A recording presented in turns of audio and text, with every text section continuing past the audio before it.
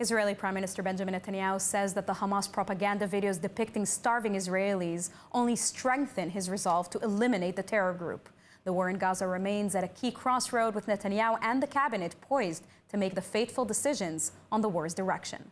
ILTV's Steve Leibowitz has more. Prime Minister Netanyahu says that the videos of emaciated Israeli hostages prove that Hamas does not want a deal. After viewing the videos of hostages Ram Braslavsky and Eviatar David, Netanyahu told the nation that Hamas is no better than the Nazis. אזרחי ישראל היקרים, כמוכם גם אני הזדעזעתי אתמול. ראיתי את סרטוני הזוועה של הבנים היקרים שלנו, רום ואביתר.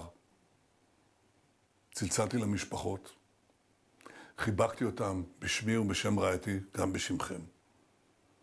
תראה אותם נמקים בצינוק, אבל המפלצות של החמאס שעוטפות אותם, להם יש זרועות אבות בשר, יש להם כל מה שהם צריכים כדי לאכול. הם מריבים אותם כמו שהנאצים הריבו את היהודים. According to the Prime Minister, the videos prove Hamas has no interest in reaching a hostage release deal and has only strengthened his resolve to eliminate the terror group.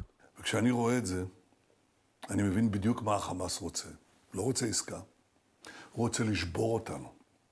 באמצעות סרטוני הזוועה האלה, באמצעות תעמולת הזוועה השקרית שהוא מפיץ בעולם. אבל אנחנו לא נשבר. אני מתמלא בנחישות עוד יותר חזקה. לשחרר את בנינו החטופים, לחסל את החמאס, להבטיח שעזה לא תהווה יותר איום על מדינת ישראל. It's day 668 of the war in Gaza. Over the past months, Operation Gideon's Chariots has completed its assigned missions. The IDF released footage of a major terror tunnel being blown, but overall, the IDF operations have come to a near standstill. The prolonged ground campaign has had a number of tactical successes and managed to further degrade Hamas' military capabilities. But its other primary goal of pressuring Hamas to reach a deal to release the hostages has not been achieved. Recent weeks have seen a notable decline in combat intensity and casualties, largely due to the daily unilateral humanitarian pauses initiated by Israel under international pressure. Israeli leaders are still seeking a visible achievement from the campaign as the army awaits orders on the next steps in Gaza. After horrifying videos of 2 hostages in Gaza were released by terror groups in the Gaza Strip, there's a renewed demand for the Red Cross to visit the hostages and provide medical support for them. ILTV's Shoshbit Rosian joins us now with the latest on this. Shosh, where is the request stemming from?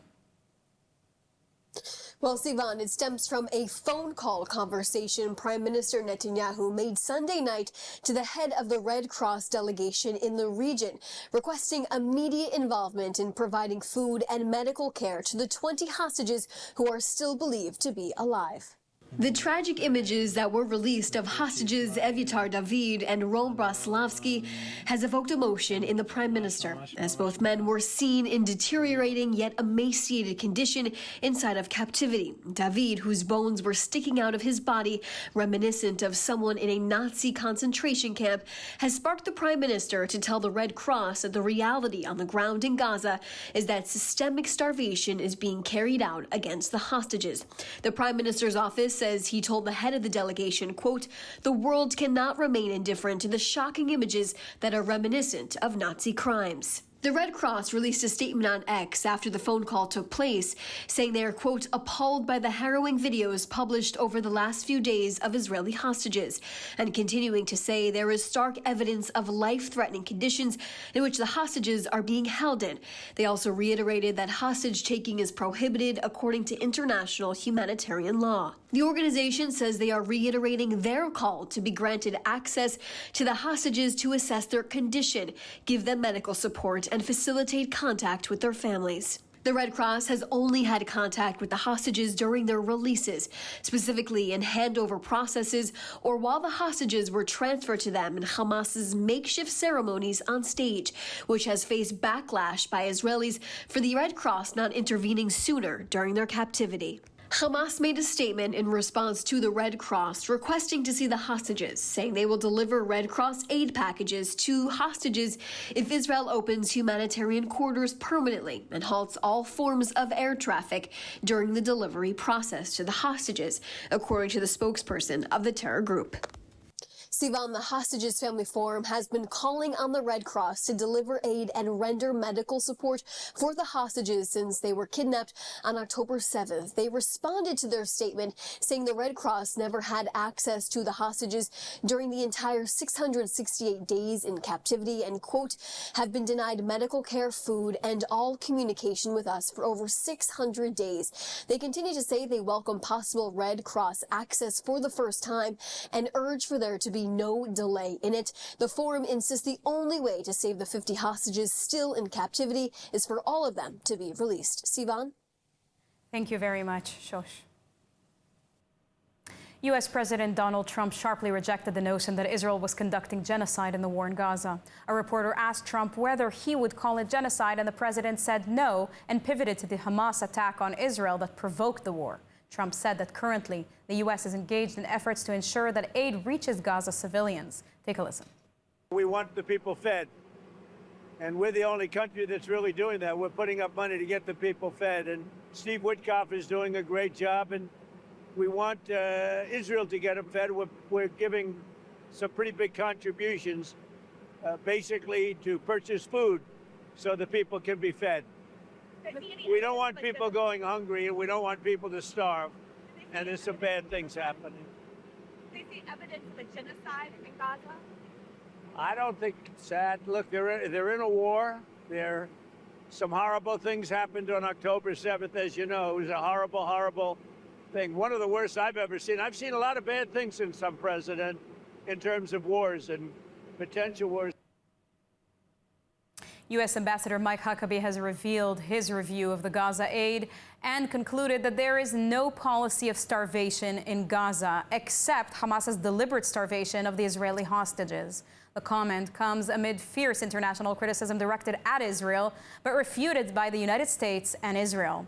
ILTV's Devo Klein has more.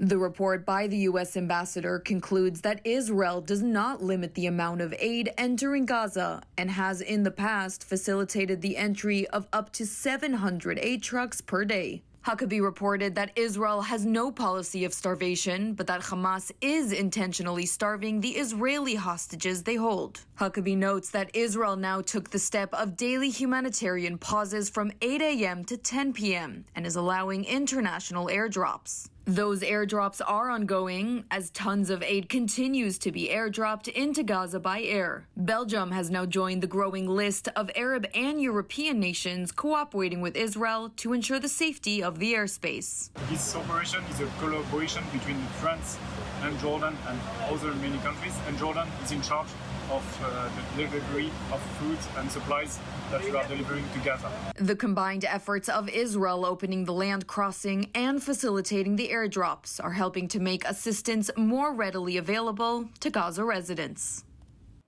With hostage negotiations stalled once again and horrifying new images of Israeli captives released by Hamas, Israel faces difficult questions, mainly how to proceed from here.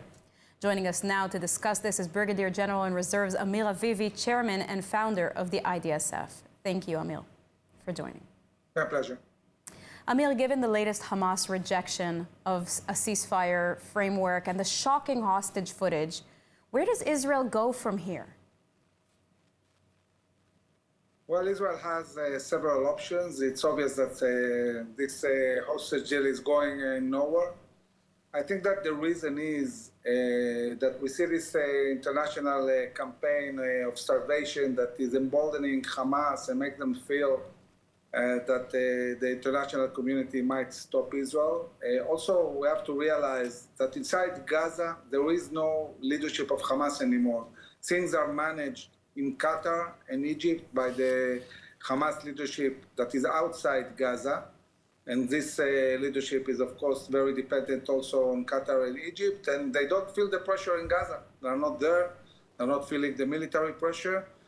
And they feel they can take decisions that maybe commanders on the field that feel pressure would take a different decision. And also they are looking at the Israeli government and thinking maybe the government won't hold. And for all these reasons, they're not agreeing. So one of the things that can be done to bring back the hostages safe is convincing President Trump to demand the extradition of this leadership. We need to extradite them. This leadership needs to be arrested, sent to Guantanamo, to a dungeon. I think that this is the one way to get the leverage needed to release the hostages. We need to put the pressure on the leadership in Qatar, and not just in Gaza. They are doing the decision-making, so the pressure needs to be on them. And the president has the power to demand their extradition and also the power to pressure Qatar and Egypt in ways the U.S. can do, which Israel cannot do.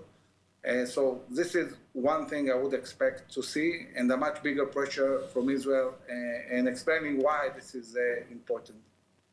If this doesn't happen, Israel will have to target them, destroy Hamas outside of Gaza, and go into the areas where our hostages are and negotiate with the kidnappers themselves, not with Qatar, not with Egypt, but with the kidnappers who are actually holding our hostages.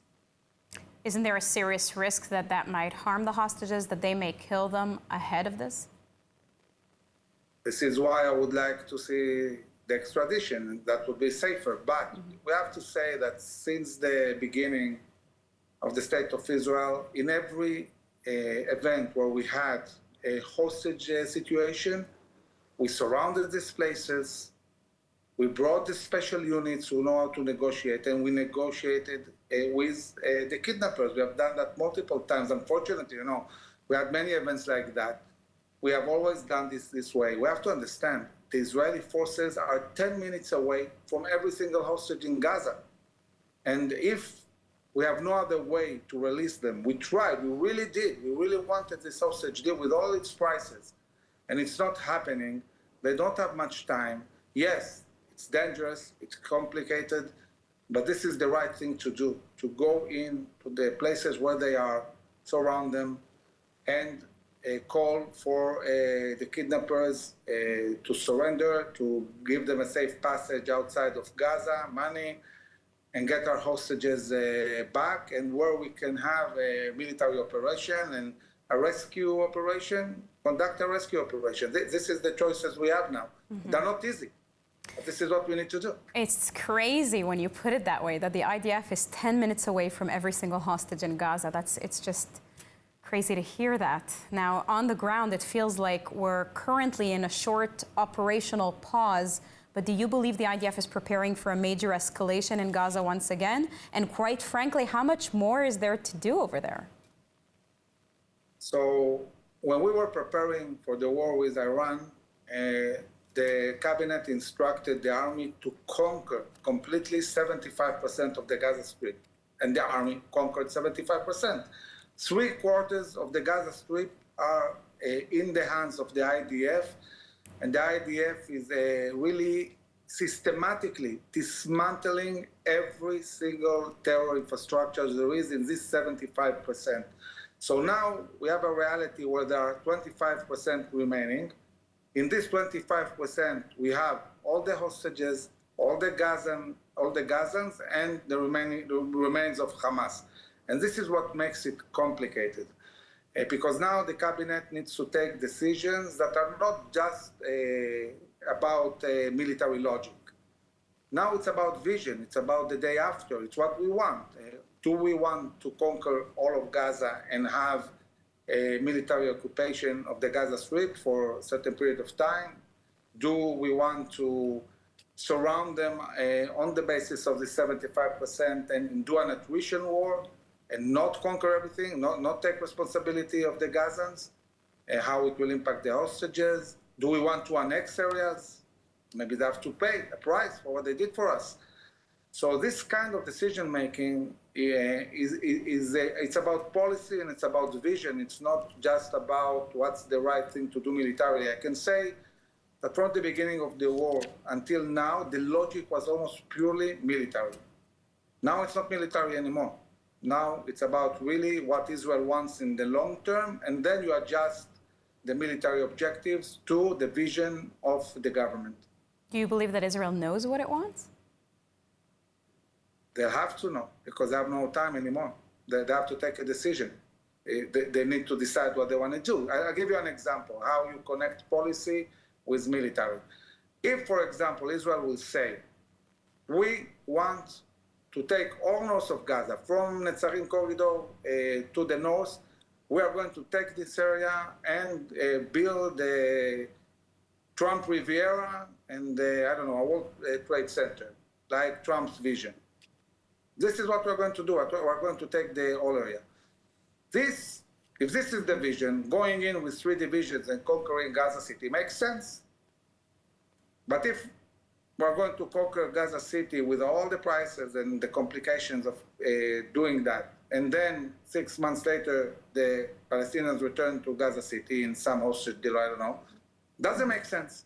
Right. So really, first we need the vision, and then it will be crystal clear what we need to do with the army. And there is other question. There is a question about what do we do with the leadership of Hamas in Qatar? Do we target them, kill them? What do we do with relocation? Are we relocating voluntarily the Gazans? Do we have countries? Do we have agreements? This is dramatic, taking decisions, you know. So there are big issues that the government needs to deal with. And a lot of issues we need to discuss. Absolutely.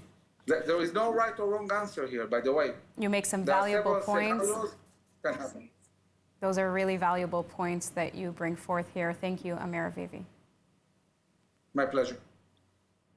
Since October 7th, 2023, Israel's north has become an active front in Israel's wars against terror. But after more than 600 days of sirens and rockets, Israel's north is now open for visitors once again.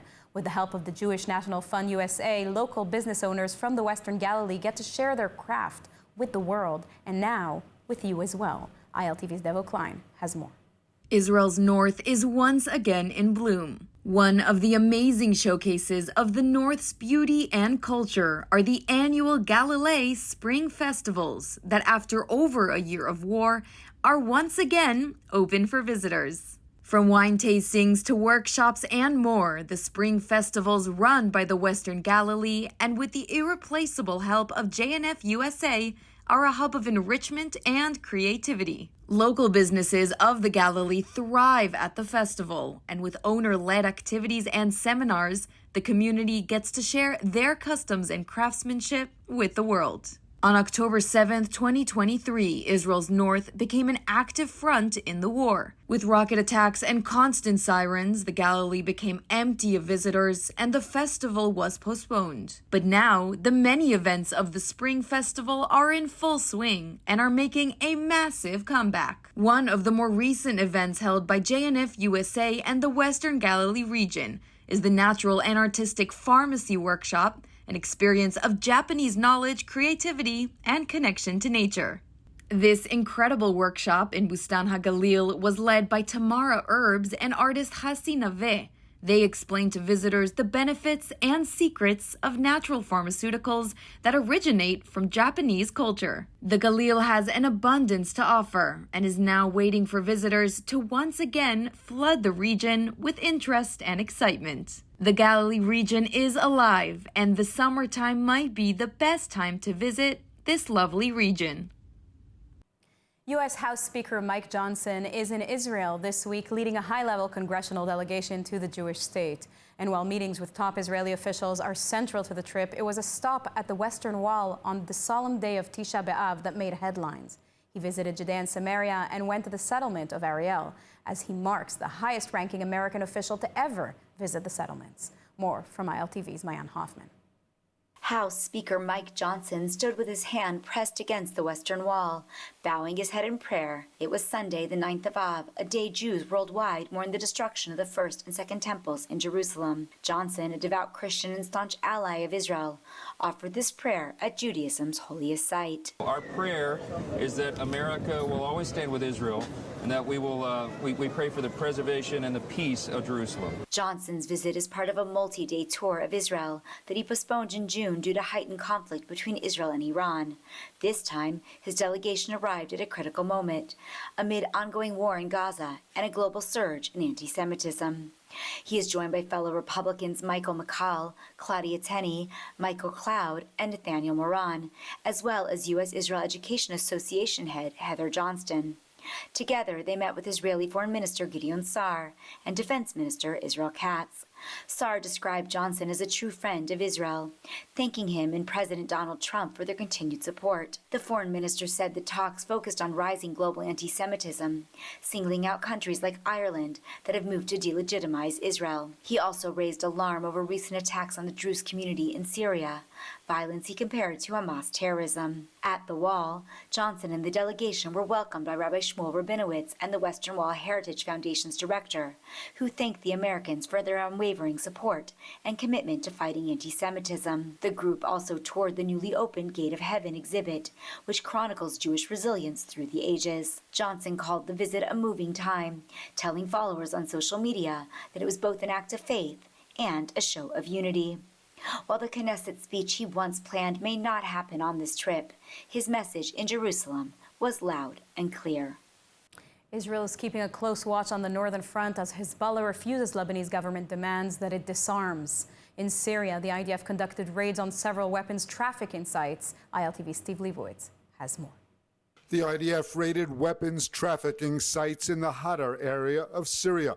The army said that soldiers remain deployed in the area to prevent the entrenchment of terrorist elements. The IDF soldiers arrested and questioned several suspects on site, acting on prior intelligence and on in-depth field investigation. Soldiers simultaneously raided 4 locations, undercovering a cache of weapons. Troops from the IDF's 201st Division remain in the area to prevent any renewal of arms sales, with the goal of protecting Israeli civilians across the border on the Israeli side of the Golan Heights. Turning to Lebanon, where Prime Minister Nawaf Salam has joined President Aoun's demand that Hezbollah disarm.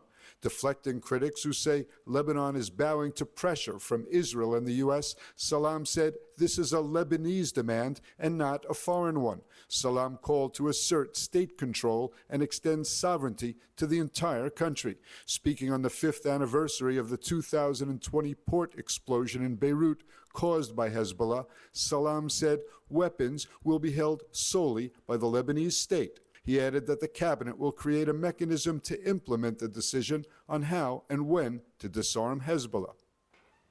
And moving on to a lighthearted story to end our show with, a rare breed of the common turnbird was just rescued in a joint operation off the coast of Israel's most southern city, Eilat.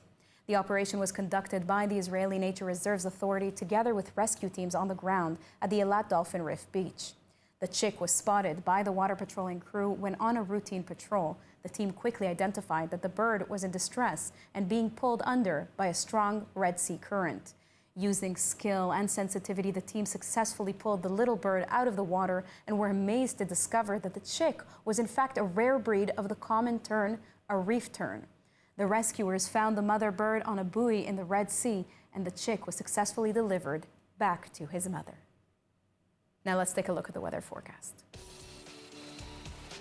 Cloudy skies are expected around most of the country tonight, with temperatures reaching lows of 23 degrees Celsius or 74 degrees Fahrenheit. Then tomorrow we'll see clear skies alongside hot temperatures, seeing highs of 32 degrees Celsius or 91 degrees Fahrenheit. That's a wrap for today's news. For the latest updates from Israel on all your devices, be sure to follow our ILTV channels and our new live channel. And you can also catch us on Screen IL with 24/7 live coverage. Stay informed with the latest news straight from the heart of Israel. I'm Sivan Raviv. Be well, be safe, and thank you so much for watching.